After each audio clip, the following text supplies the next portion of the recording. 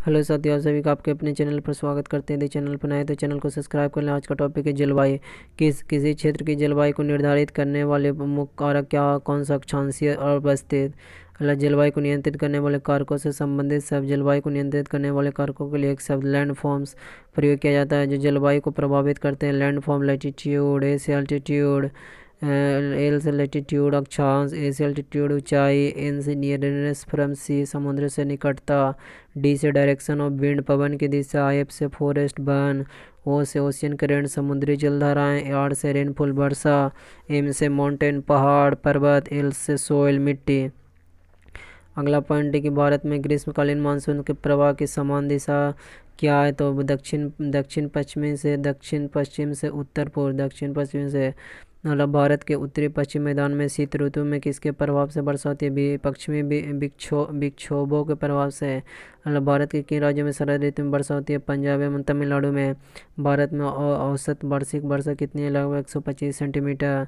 भारत में सर्वाधिक वर्षा किन क्षेत्रों में होती है। पश्चिमी घाट तथा पूर्वी हिमालय तथा मेघालय में। पश्चिमी घाट, पूर्वी घाट, पूर्वी हिमालय तथा मेघालय में। भारत में उष्णकटिबंधीय मानसून जलवायु पाई जाती है तथा यहाँ सर्वाधिक वर्षा दक्षिण पश्चिम मानसून द्वारा होती है। जलवायु को मानसून जलवायु कहा जाता है।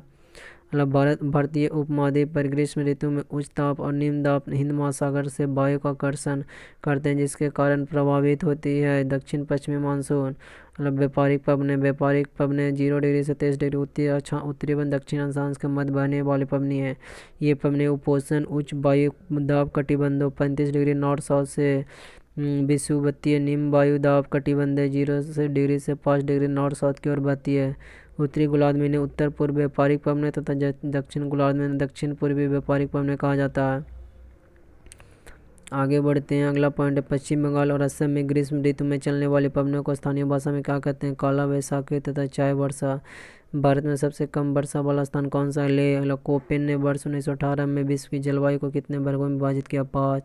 जलवायु निर्धारण का आधार वार्षिक एवं मासिक औसत तापमान, वार्षिक एवं मासिक वनस्पति। कोपेनिकन योजना के अनुसार भारत के जलवायु प्रदेश लघु शुष्क ऋतु, बाची मानसूनी जलवायु, वन संकेत AMW, गोवा के दक्षिण में भारत का पश्चिमी तट। शुष्क ग्रीष्म ऋतु, तमिलनाडु का कोरोमंडल तट इसका जो संकेत है ये। अगला उष्णकटिबंधीय सवाना जलवायु, कर्क रेखा के दक्षिण में प्रायद्वीपीय पठार का अधिकांश भाग। अर्ध शुष्क स्टेपी जलवायु, उत्तर पश्चिमी गुजरात, पश्चिमी राजस्थान और पंजाब के कुछ भाग में। अगला उष्ण मरुस्थलीय जलवायु, राजस्थान का सबसे पश्चिमी भाग। अगला शुष्क शीत ऋतु, गंगा का मैदान, पूर्वी राजस्थान, उत्तरी मध्य प्रदेश, उत्तरी पूर्वी भारत का अधिकतर प्रदेश। अगला लघु ग्रीष्म तथा शीत आर्द्र ऋतु, अरुणाचल प्रदेश, सिक्किम एवं असम। ध्रुवीय तुल जलवायु, जम्मू कश्मीर, लद्दाख, हिमाचल प्रदेश और उत्तराखंड। टुंड्रा तुल जलवायु, उत्तराखंड के पर्वतीय क्षेत्र। अगला अंत उष्णकटिबंधीय अभिसरण क्षेत्र जिसको शॉर्ट में बोलते हैं ITCZ। ITCZ एक निम्न वायुदाब पट्टी है जो पृथ्वी के चारों ओर समानता विषुवत रेखा के ऊपर चारों ओर स्थित है। वस्तुतः यह एक दोलायमान पट्टी है। ITCZ वह क्षेत्र है जहाँ उत्तर पूर्वी और दक्षिण पूर्वी व्यापारिक पवनें मिलती है। दोनों पवनों के मिलने से विषुवतीय पछुआ पवनों की उत्पत्ति होती है। लल्लू उत्तरी मैदान में पंजाब से बिहार तक चलने वाले शुष्क एवं पीड़ादायक पवनें हैं। भारत दक्षिण भारत मानसून के आगमन की आद्य समान तिथियाँ देखते हैं। भारत में दक्षिण पश्चिमी मानसून का समय समानतः कब से कब तक माना जा होता है। जून से सितंबर तक। भारत में मानसून की आगमन सबसे पहले किस राज्य में होता है। केरल में। भारत में नॉर्वेस्टर की उत्पत्ति कहाँ से होती है। छोटा नागपुर पठार से। अगला तमिलनाडु में मानसून के समान महीने कौन से हैं। नवंबर दिसंबर। अगला भारतीय मानसून को प्रभावित करने वाला घटक कौन सा। तिब्बत का पठार, जेट स्ट्रीम, एल नीनो एवं ला नीना आदि। उत्तरी पूर्वी मानसून से सबसे अधिक वर्षा प्राप्त करने वाला राज्य कौन सा। तमिलनाडु। भारत के किन क्षेत्रों में औसत वार्षिक वर्षा 200 मिलीमीटर होती है। जम्मू कश्मीर और पश्चिमी राजस्थान। अमृतसर एवं शिमला लगभग एक ही अक्षांश पर स्थित है किंतु उनकी जलवायु में भिन्नता का मुख्य कारण उनकी ऊंचाई में भिन्नता। अगला पॉइंट है कि कॉफ़ी वर्षा में चेरी ब्लॉसम का संबंध ग्रीष्म ऋतु के समाप्त होते हैं पूर्व मानसून की बछौर से। कर्नाटक में। आम वर्षा किस राज्य में से संबंधित है। केरल एवं तटीय कर्नाटक। मतलब भारत में सर्वाधिक दैनिक तापांतर किस राज्य पर पाया जाता है? राजस्थान के मरुस्थलीय क्षेत्र में। मतलब भारत में मानसून के प्रस्फोट के लिए किससे उत्तरदायी मानता है? पूर्वी जेट प्रभाव को। मतलब भारत वर्षा का वितरण। भारत में औसत वार्षिक वर्षा लगभग 111 सेंटीमीटर होती है, परंतु इसमें क्षेत्रीय भिन्नता पाई जाती है जो निम्नबद्ध है। अधिक वर्षा वाले क्षेत्र पश्चिमी घाट, उत्तर पूर्व के उप हिमालयी क्षेत्र तथा मेघालय के पहाड़, यहाँ पर अधिक वर्षा होती है। यहाँ वर्षा 200 सेंटीमीटर से अधिक वर्षा होती है। खासी और जयंतिया पहाड़ियों के कुछ भागों में 1000 सेंटीमीटर से अधिक वर्षा होती है। ब्रह्मपुत्र घाटी तथा निकटवर्ती पहाड़ियों पर 200 सेंटीमीटर से कम वर्षा होती है। मतलब मध्यम वर्षा के क्षेत्र गुजरात के दक्षिण भाग, पूर्वी तमिलनाडु, उड़ीसा सहित उत्तर पूर्वी प्रायद्वीप, झारखंड, बिहार, पूर्वी मध्य प्रदेश, उप हिमालय के साथ लगा हुआ गंगा का उत्तरी मैदान, कछार घाटी और मणिपुर के में 100 से 200 सेंटीमीटर के बीच वर्षा होती है।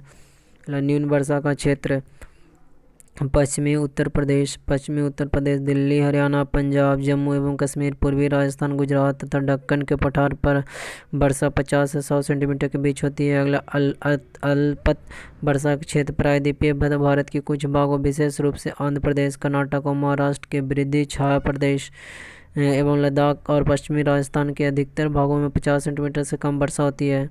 जेट स्ट्रीम क्षोभमंडल के मध्यम अक्षांशों में धरातल से 12 किलोमीटर ऊपर पश्चिमी से पूर्व दिशा में चलने वाली एक प्रवाह का नाम है। अगला सोइल के बारे में देखते हैं। भारत की मृदाओं का वर्गीकरण उत्पत्ति, रंग, संयोजक तथा अवस्थी के आधार पर। जलोढ़ मृदा, काली मृदा, लाल और पीली मृदा, लैटेराइट मृदा, शुष्क मृदा, लवणीय मृदा, पीट मृदा, वन मृदा। मृदा सोइल शब्द की उत्पत्ति लैटिन भाषा के शब्द सोलम से हुई है, जिसका शाब्दिक अर्थ है फर्श। भारत में सर्वाधिक क्षेत्र पर कौन सी मृदा पाई जाती है? जलोढ़, जिसको इंग्लिश में बोलते हैं एलुवियल, कछारी मिट्टी। रेगुर की मृदा को किस नाम से जाना जाता है? काली मृदा। रेगुर मृदा का सर्वाधिक विस्तार किस राज्य में पाया जाता है? महाराष्ट्र में। मालवा पठार में किस मृदा की अधिकता होती है? काली मृदा की। काली मृदा को स्वतः जुताई वाली मृदा भी कहा जाता है, जिसमें सिंचाई की कम आवश्यकता पड़ती है। यह मृदा कपास की खेती के लिए सबसे उपयुक्त मानी जाती है। पीला रंग फेरिक ऑक्साइड के कारण होता है, जबकि लाल रंग ऑक्साइड के कारण होता है। लेटराइट मृदा मुख्यतः किन राज्यों में पाई जाती है? केरल, कर्नाटक एवं महाराष्ट्र में।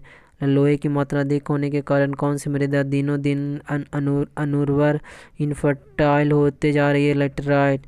मृदा की क्षारीयता को कम करने के लिए जिप्सम का प्रयोग किया जाता है। लेटराइट मृदा भारत के मुख्यतः कहाँ पाई जाती है? मालाबार तटीय प्रदेश में। सबसे कम जल धारण क्षमता किस प्रकार के मृदा में होती है? बलुई दोमट मृदा में। पौधे को सबसे अधिक जल किस प्रकार के मृदा से प्राप्त होती है? चिकनी मृदा से। मृदा की उर्वरता बढ़ाने के लिए कौन सी फसलें उगाई जाती है? दलहनी फसल। अगला देखते हैं, चंबल घाटी का निर्माण किस भौगोलिक प्रक्रिया से होता है? अवनालिका अपरदन, गुल्ली इरोशन।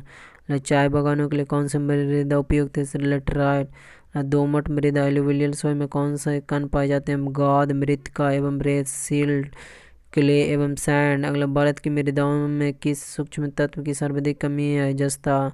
गंगा के मैदान के पुरानी जलोढ़ मृदा कहलाती है बंगर। अम्लीय एसिडिक मृदा को कृषि योग्य बनाने हेतु किस खनिज का प्रयोग किया जाता है? लाइम या चूना। भारत में सर्वाधिक क्षारीय मृदा किस राज्य में पाई जाती है? उत्तर प्रदेश में। लवणीय मृदा में नाइट्रोजन एवं चूने की अल्पता पाई जाती है। जैव मृदा का रंग नीला क्यों होता है? अम्लीय एवं फेरस आयरन के कारण। पश्चिमी राजस्थान की मृदा में किस खनिज की अधिकता पाई जाती है? कैल्शियम की। मरुस्थलीय मृदा में किस पोषक तत्व का अभाव पाया जाता है? नाइट्रोजन का। मृदा अपरदन को किस प्रकार रोका जा सकता है? वृक्षारोपण द्वारा। 1 से 6 अम्लीय मिट्टी, 7 उदासीन मिट्टी, 8 से 4 क्षारीय मिट्टी। लाल और पीली मृदा अम्लीय प्रकृति की होती है, जिससे नाइट्रोजन, फास्फोरस एवं ह्यूमस जैव पदार्थ की कमी से होती है। चैनल सब्सक्राइब करें।